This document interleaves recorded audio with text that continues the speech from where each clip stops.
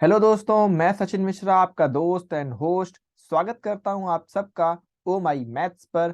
दोस्तों, आप देख रहे हैं वेक्टर कैलकुलस का लेक्चर नंबर 6 और वेक्टर कैलकुलस की सीरीज के इस लेक्चर नंबर 6 में मैं आपको बताने वाला हूं द ग्रेडियंट और slope of a scalar point function. Finally lecture 6 आते आते हम लोग ग्रेडियंट तक पहुंच चुके हैं। तो दोस्तों ध्यान दीजिएगा, मैंने क्या लिखा हुआ है, द ग्रेडियंट और slope of a scalar point function. ठीक है, ये चीज हम लोग पढ़ने वाले हैं। चलिए स्टार्ट करता हूं। Let f x y z be a scalar point function and continuously differentiable then the vector. मतलब ग्रेडियंट कैसे फाइंड आउट करते हैं हम लोग इसी को सीखने वाले हैं। तो अगर एफ एक्स वाई जेड कोई स्केलर पॉइंट फंक्शन है, बार बार मैं एक पॉइंट पे जोर दे रहा हूं, स्केलर पॉइंट फंक्शन। यहां पर भी आपसे फिर से देखिए लिखा हुआ है स्केलर पॉइंट फंक्शन। ग्रेडियंट जब आप कर रहे हैं तो इस वर्ड का बहुत मीन है।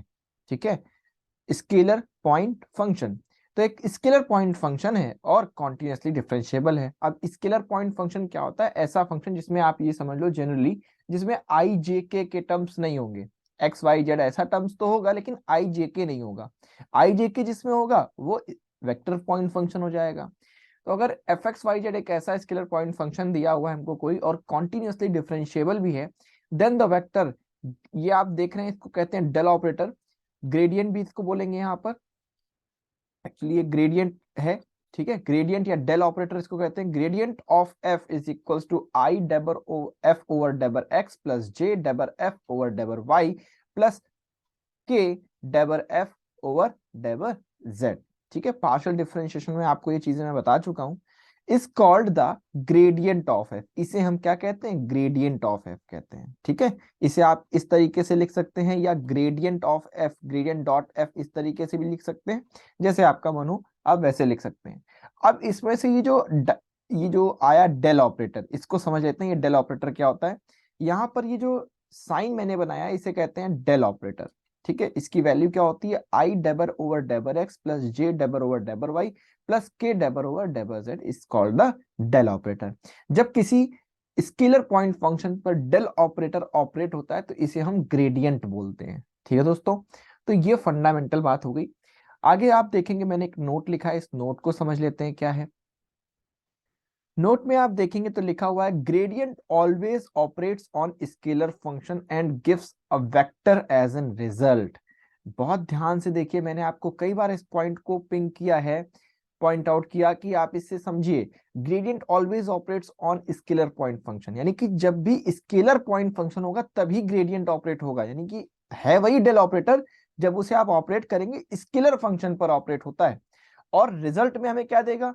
एक वेक्टर पॉइंट फंक्शन देगा, एक वेक्टर देगा। यानी जो रिजल्ट मिलेगा ग्रेडियंट को अप्लाई करने के बाद, तो जो रिजल्ट मिलेगा वो एक वेक्टर पॉइंट फंक्शन होगा। ठीक है, इसे याद रखना है, इस चीज को ध्यान में रखेंगे। कभी ऐसा नहीं करने लगे कि वेक्टर पॉइंट फंक्शन पे आप ग्रेडियंट अप्लाई करने लग जाएं। ठीक है, चलिए अब इस चीजों को हम देखेंगे, कुछ एग्जांपल्स, कुछ क्वेश्चंस और जितने भी टाइप के क्वेश्चन बनते हैं मैंने यहाँ पर लेने की कोशिश की है इस क्लास में आपको ग्रेडियंट पे। और इसके बाद जो नेक्स्ट क्लास होगी वो एप्लीकेशन ऑफ ग्रेडियंट के ऊपर होगी। उसमें कई सारे एप्लीकेशन और भी मैं आपको बताने वाला हूँ। तो चलिए इस क्वेश्चन को देखें। Find the gradient of phi where phi is equal to x cube y z square. Phi की वैल्यू दी हुई है x cube y z square और मुझे ग्रेडियंट फाइंड आउट करने के लिए हमसे कह रहा है क्वेश्चन। ठीक है, तो देखिए क्योंकि ये स्केलर पॉइंट फंक्शन है इसलिए क्या बोल रहा है? ग्रेडियंट फाइंड करने के लिए। अगर यहाँ आई जे के होता तो फिर यहाँ पर ग्रेडियंट नहीं लिखा होता। क्या लिखा होता? ये आगे की क्लासेस में आपको डाइवर्जेंस और कर्ल में मैं बताऊंगा आपको। ठीक है, तो ग्रेडियंट ऑफ फाई और डेल फाई ऐसे लिख सकते हैं। अब डेल की वैल्यू लिखिए i डेबर over डेबर x j डेबर over डेबर y plus k डेबर over del z and operates on x cube y z square. तो अब ये स्केलर पॉइंट फंक्शन है, सभी के साथ ऑपरेट होगा। यानी कि i डेबर over डेबर x x cube y z square, j डेबर over डेबर y x cube y z square plus k डेबर over del z x cube y z square. अब इनको क्या करना है? पार्शियल डिफरेंशिएशन में आपको सिखा चुका हूं। तो यहाँ पर डेबर ओवर डेबर एक्स है, तुम क्या करेंगे? एक्स को डिफरेंशिएट करेंगे एंड उसके अलावा जो कुछ भी है जैसे वाई एंड जेड स्क्वायर, इसे हम एज अ कांस्टेंट डील करेंगे।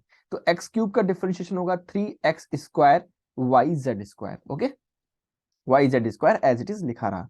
फिर जे में आएंगे तो यहाँ डेबर ओवर डेबर वाई है, तो अब इसका डिफरेंशिएशन हमें ऐसे करना है कि y को वेरिएबल मानना है और बाकी एक्स क्यूब और जेड स्क्वायर ट्रीट होंगे कैसे, एज एन कांस्टेंट। तो y का जब आप डेवर ओवर डेवर y करेंगे तो केवल y है, तो क्या हो जाएगा 1, तो बचा क्या एक्स क्यूब जेड स्क्वायर। फिर k पर जब आप आएंगे तो डेवर ओवर डेवर z करेंगे, यहाँ पर z को वेरिएबल मानेंगे और एक्स क्यूब y क्या हो जाएगा एज ए कांस्टेंट, तो एक्स क्यूब y कांस्टेंट रहा और जेड स्क्वायर का डिफरेंशिएशन 2z, तो दैट इज ये लिख दिया मैंने 2x क्यूब y z, और यही आपका आंसर हो गया।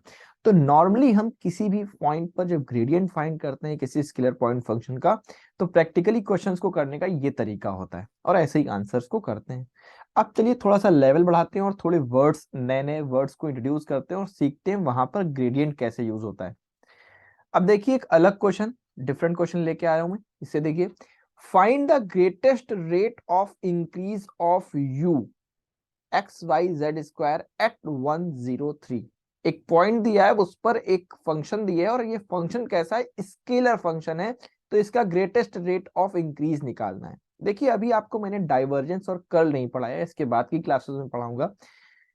तो डाइवर्जेंस, कर्ल और ग्रेडियंट जब आप तीनों पढ़ लेंगे तब वहां पर प्रॉब्लम आती है कि कब डाइवर्जेंस करना है, कब ग्रेडियंट करना है या कब कर्ल करना है, उस समय समझ में नहीं आता।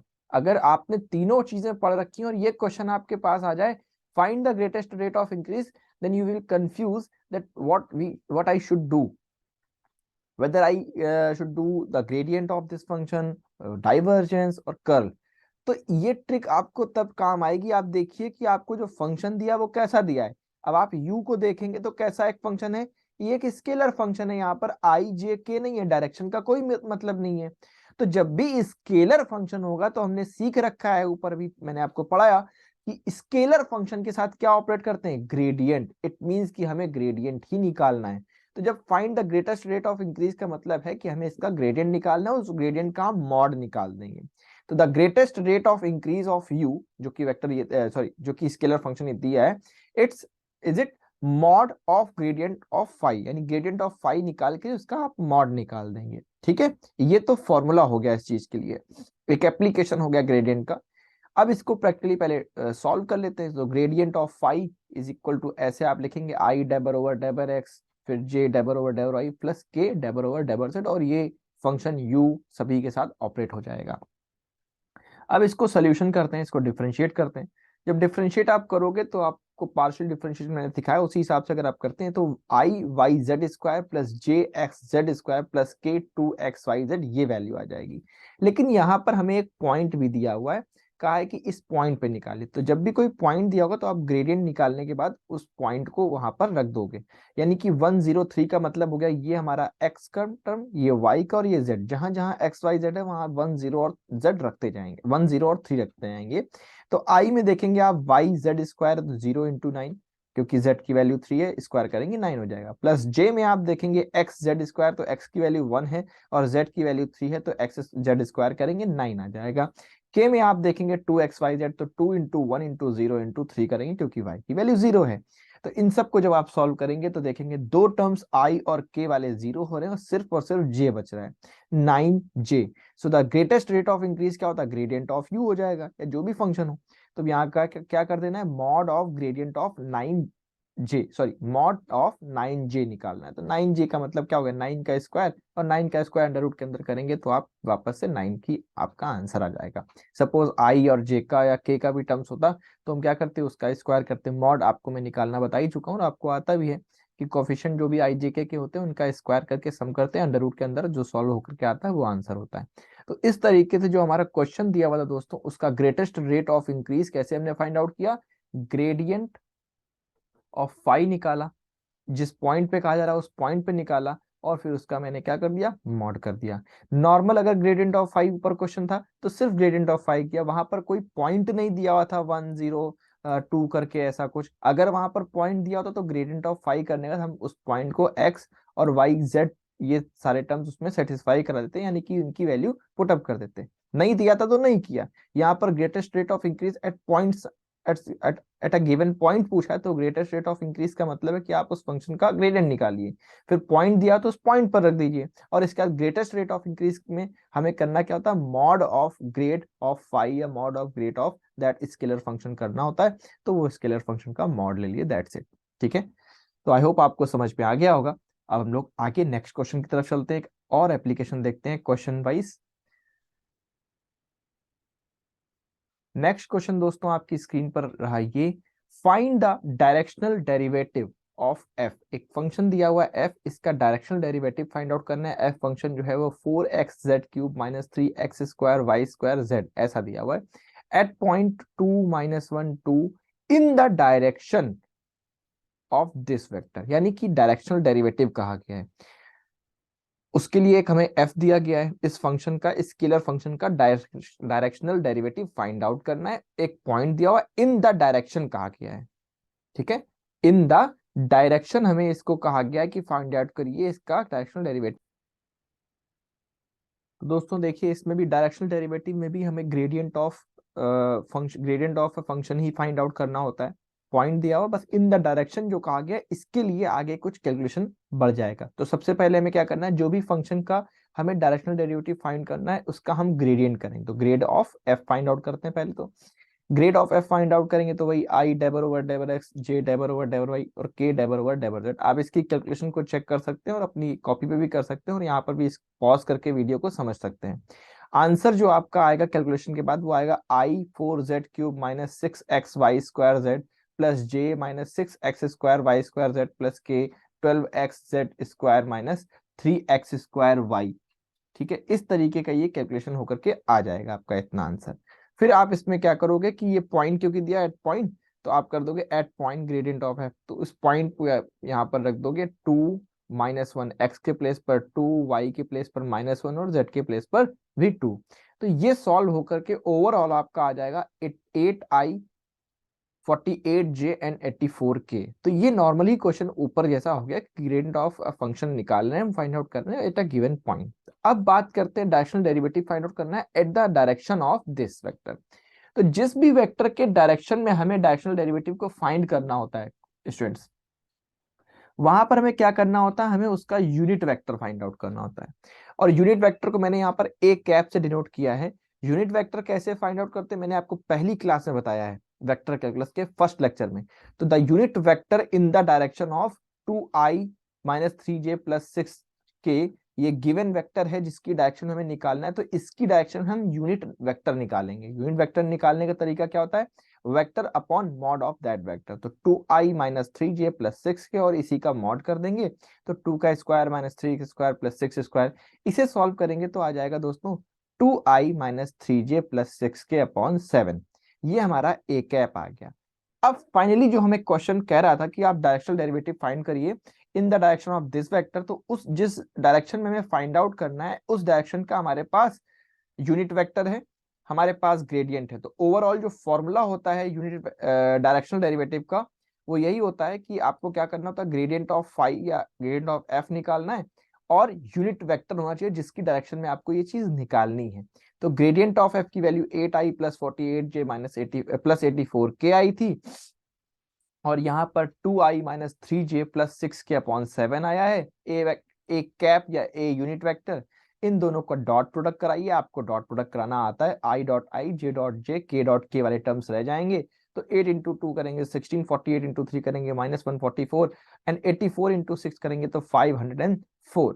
इसे सॉल्व करने पर दोस्तों 376/7 आएगा। कैलकुलेशन आप अपनी कॉपी पर करके भी या इसे पॉज करके वीडियो को अपना समझ सकते हैं कैसे हो रही है, ठीक है। ये आंसर आएगा। तो सबसे पहले हम लोगों ने क्या सीखा दोस्तों, ग्रेडियंट निकालना नॉर्मल किसी फंक्शन का। फिर हमने ये सीखा मैक्सिमम रेट ऑफ इंक्रीज कैसे फाइंड आउट करना है, वहां पर भी gradient of function, gradient of phi या ग्रेडियंट ऑफ यू, जो भी फंक्शन दिया उसका ग्रेडियंट निकाल करके एट अ गिवन पॉइंट, जो पॉइंट दिया हो साथ में उसका मॉड निकाल लेते हैं। अभी ये आपने एक सीखा कि डायरेक्शनल डेरिवेटिव कैसे फाइंड करते हैं। तो डायरेक्शनल डेरिवेटिव फाइंड आउट करना है किसी भी वेक्टर की डायरेक्शन में, तो आप उस फंक्शन का ग्रेडियंट निकालेंगे एट अ गिवन पॉइंट। फिर जिस वेक्टर की आपको डायरेक्शन में निकालना है, जैसे यहाँ पर ये दिया था, तो हमें उसका यूनिट वेक्टर फाइंड आउट करना पड़ेगा। और अगर डायरेक्टली यूनिट वेक्टर ही दिया है देन नो प्रॉब्लम, लेकिन अगर कोई वेक्टर नॉर्मल दिया है तो उसको आपको क्या करेंगे, यूनिट वेक्टर निकालेंगे, उन दोनों का डॉट प्रोडक्ट कराएंगे and you have the answer. Okay, so students, दोस्तों let's move to the next question, ठीक है। हर एक क्वेश्चन में आप देख रहे हैं मैं आपको कुछ अलग चीजें सिखाता जा रहा हूँ, हर एक क्वेश्चन डिफरेंट है ऊपर वाले क्वेश्चन से। अब ये नेक्स्ट क्वेश्चन देखिए, find the maximum value of directional derivative of phi 2xz minus y square at a point 132 and also the direction in which it occurs. Question को समझिए पहले। पहली बात तो maximum value of directional derivative कह रहा है, और अभी आप कहेंगे कि ऊपर सर अभी आपने बताया कि किसी ना किसी वेक्टर की डायरेक्शन में कहेगा, लेकिन यहां पर तो कोई डायरेक्शन दी नहीं है। साथ ही साथ ये कह रहा है कि at the point this and also the direction in which it occurs, है ना, और अपनी डायरेक्शन में बात कर रहा है। तो देखो यहाँ पर ये लाइन नहीं भी लिखी हो, जहां से ये लिखी है एंड ऑल्सो से लेकर के, ठीक है, तब भी आपको जब भी find the maximum directional derivative की बात करेगा तो आपको कुछ और नहीं करना, आपको ग्रेडियंट ऑफ फाई निकालना है और उसका मॉड कर देना होता है, ठीक है। आपको ग्रेडियंट ऑफ फाई निकालना होता है और वही मैक्सिमम डायरेक्शन होती है और उसी का आप क्या कर देते हैं, मॉड कर देते हैं। खैर आगे देखते हैं, पहले क्वेश्चन को सॉल्व करते हैं। तो फर्स्ट ऑफ ऑल आपको क्या करना है कि डायरेक्शनल डेरिवेटिव को फाइंड आउट करना है, ठीक है। तो ग्रेडियंट ऑफ एफ आप कर देंगे या ग्रेडियंट ऑफ फाई कर देंगे। ग्रेडियंट ऑफ फाइव जैसे आपको पता है, अभी ऊपर आप करते चले आ रहे हो। आप ग्रेडियंट ऑफ फाइव जब करोगे तो आपका आंसर आएगा 2zi minus 2yj plus 2xk, ठीक है। एट पॉइंट 132 अगर बात करेंगे तो एक्स वाई जेड की जगह पर ये वैल्यू रख दीजिए, तो ये कन्वर्ट होकर आपका आंसर आ जाएगा। अब gradient of five at this point आ जाएगा 4i minus 6j plus 2k, ठीक है। क्वेश्चन यहां तक आपका हो गया, यानी ग्रेडियंट तो हमने फाइंड आउट कर लिया। अब देखो मैंने कुछ स्टेटमेंट्स लिखे, इन्हें समझ लेते हैं। This is therefore the direction in which the directional derivative is maximum, यानी कि जब भी डायरेक्शनल डेरिवेटिव की बात करें कि मैक्सिमम कहां होगा तो वो अपनी खुद की डायरेक्शन में मैक्सिमम होता है, ठीक है। तो मैक्सिमम ये पूछा ना इन विच डायरेक्शन इट अकर्स, तो ये वही डायरेक्शन अपनी खुद की डायरेक्शन में ही ये वेक्टर होगा। जैसे ये वेक्टर अगर मान लो है तो ये वेक्टर अपनी डायरेक्शन में मैक्सिमम होगा और किसी डायरेक्शन में मैक्सिमम नहीं होगा। मैक्सिमम अगर बात करें तो अपनी ही डायरेक्शन में होगा, तो यही इसकी डायरेक्शन होगी और यहीं पर ये मैक्सिमम होगा। तो डायरेक्शन इसकी खुद की ही होगी और मैक्सिमम वैल्यू जो डायरेक्शनल डेरिवेटिव की होगी, जैसा मैंने भी ऊपर आपको कहा कि mod of gradient of phi कर देंगे, तो इसी का बस मॉड निकाल लीजिए। सॉल्व करने पर आपका 2√14 आएगा। अब जो पिछले 4 क्वेश्चंस आपने करे ना, उसके सिस्टम को देखिए कि कैसे वो क्रोनोलॉजिकल ऑर्डर में मैंने आपको पुटअप किए। सबसे पहले आपको मैंने ग्रेडियंट ऑफ फाई सिखाया या ग्रेडियंट किसी फंक्शन का, स्केलर पॉइंट फंक्शन का निकालना सिखाया। फिर कहा कि मैक्सिमम रेट ऑफ इंक्रीज क्या होगा, वहां हम लोगों ने ग्रेडियंट ऑफ फाई का या ग्रेडियंट ऑफ एफ का क्या निकाल दिया, मॉड निकाल लिया। नेक्स्ट क्वेश्चन मैंने आपको डायरेक्शनल डेरिवेटिव का पुटअप किया और किसी एक वेक्टर की डायरेक्शन में हमें डायरेक्शनल डेरिवेटिव आपको निकालना सिखाया। फिर अगला क्वेश्चन आ गया मैक्सिमम डायरेक्शनल डेरिवेटिव क्या होगा, तो मैक्सिमम हमेशा उसकी खुद की डायरेक्शन में होगा, तो जो भी ग्रेडियंट ऑफ फाई निकालेंगे आप उसी का क्या कर देंगे, मॉड निकाल देंगे, आपका आंसर आ जाएगा, ठीक है। चलिए अगले क्वेश्चन को देखते हैं।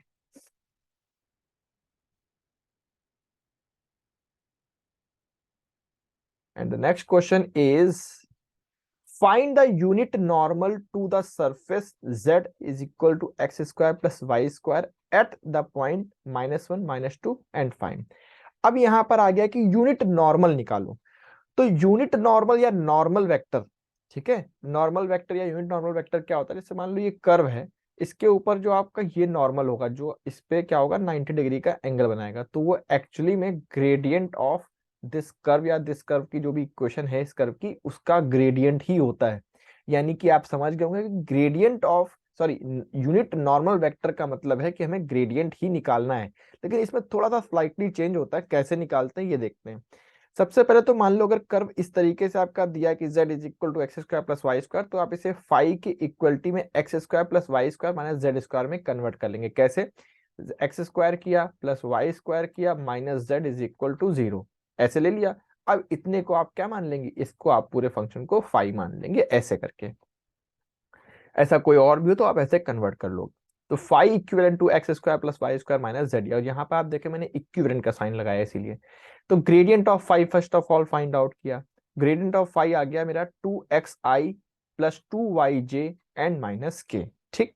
अब एक पॉइंट दिया हुआ है तो एट अ पॉइंट -1 -2 एंड 5 पर ग्रेडियंट ऑफ फाई को हम लोग फाइंड आउट करते हैं।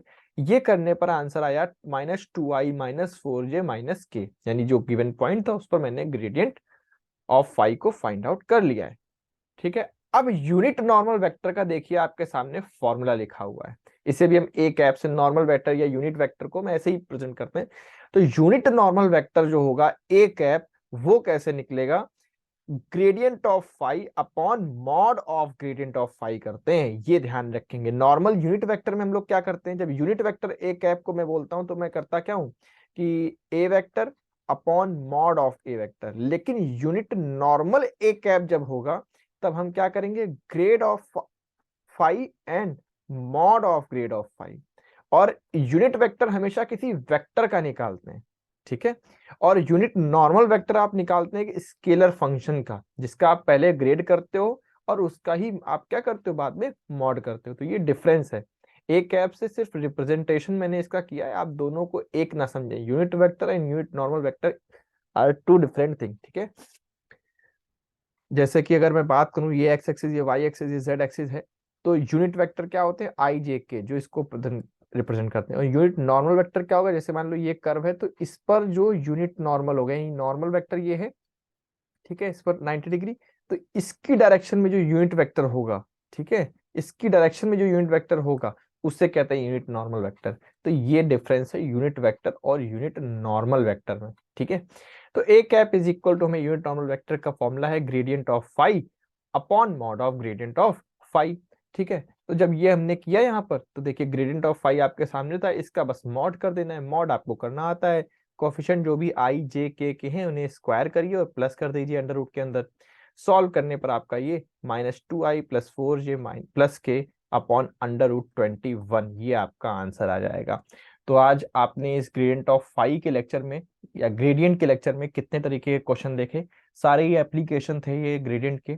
सबसे पहले तो ग्रेडियंट निकालना किसी फंक्शन का, फिर उसका ग्रेटेस्ट रेट ऑफ इंक्रीज, फिर डायरेक्शनल डेरिवेटिव, फिर मैक्सिमम डायरेक्शनल डेरिवेटिव, और इसके बाद यहाँ पर यूनिट नॉर्मल वेक्टर आपने सीख लिया। ठीक है दोस्तों, तो इसी तरीके से आप अपना सपोर्ट बना के रखिए। आई होप आपको मेरे कंटेंट अच्छा लग रहा होगा, मेरा समझ में आ रहा होगा। अगर कोई भी प्रॉब्लम है तो आप कमेंट बॉक्स में कमेंट कर सकते हैं, कोई भी क्वेश्चन है तो कमेंट बॉक्स में आप अपना क्वेश्चन भी पूछ सकते हैं, डेफिनेटली आपको रिप्लाई मिलेगा। और इसके बाद नेक्स्ट लेक्चर जो मैं आपके लिए लेके आ रहा हूँ उसमें आपको मैं ग्रेडियंट के और भी कुछ एप्लीकेशन समझाने वाला हूँ, जैसे angle between two functions and all, ठीक है। ऐसे कई सारे और भी अच्छे अच्छे एक्सप्लेनेशन है और एप्लीकेशन है क्वेश्चन वाइज, वो मैं आपको नेक्स्ट लेक्चर में सिखाने वाला हूँ ग्रेडियंट के। तब तक के लिए goodbye, thank you and धन्यवाद।